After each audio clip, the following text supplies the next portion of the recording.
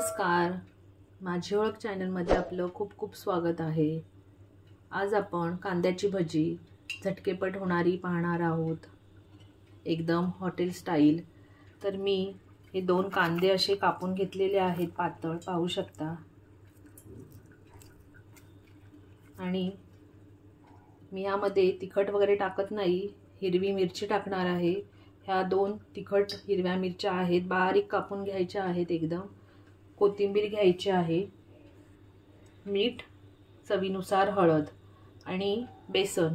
तर आपण सर्वप्रथम हे मीठ टाकून कांदा करून घ्यायचा आहे आणि तेव्हाच आपण त्यामध्ये ह्या हिरव्या मिरच्या सुद्धा कापलेल्या टाकायच्या आहेत।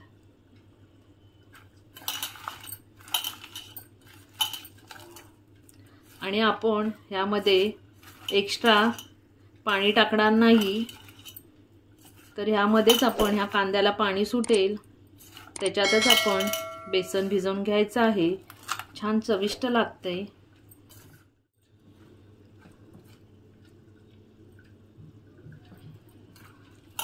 पाहू शकता असा हा कांदा आता मी छानपैकी बारीक करून घेतला आहे। त्यामध्ये मी ही कोथिंबीर सुद्धा टाकून घेते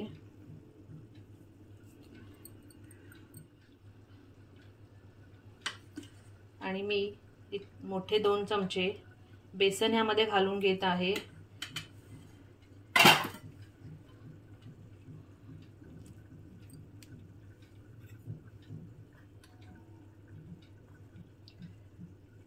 अर्धा चमचा हळद टाकून घेतली आहे।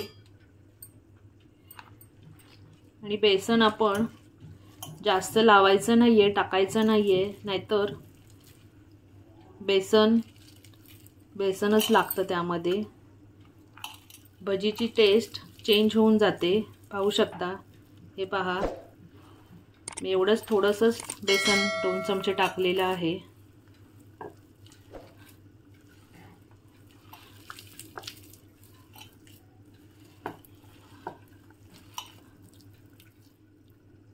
आणि मी तेल सुद्धा कढईमध्ये तापायला ठेवलेलं आहे आणि आपलं हे मिश्रण तयार झालं आहे।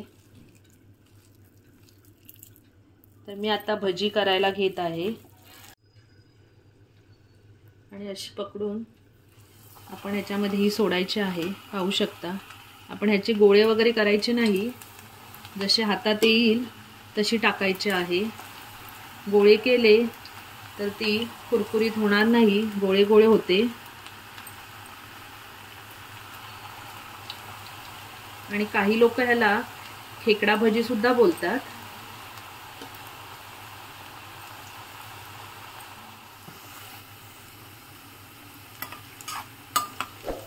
भजी आपण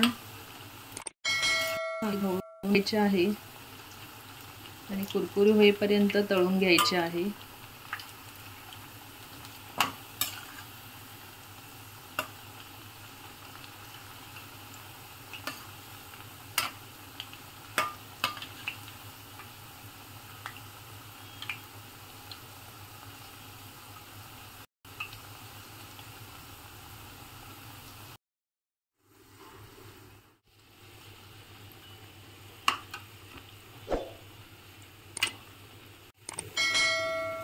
तुम्ही पाहू शकता, भजीला लालसर असा रंग येत चाललेला आहे आणि भजी आपली आता कुरकुरीत झालेली आहे। तर आपण आता काढून घेऊया। तर आपली कुरकुरीत भजी झालेली आहे। तर तुम्ही सुद्धा नक्की करून पहा कशी होते ती। धन्यवाद।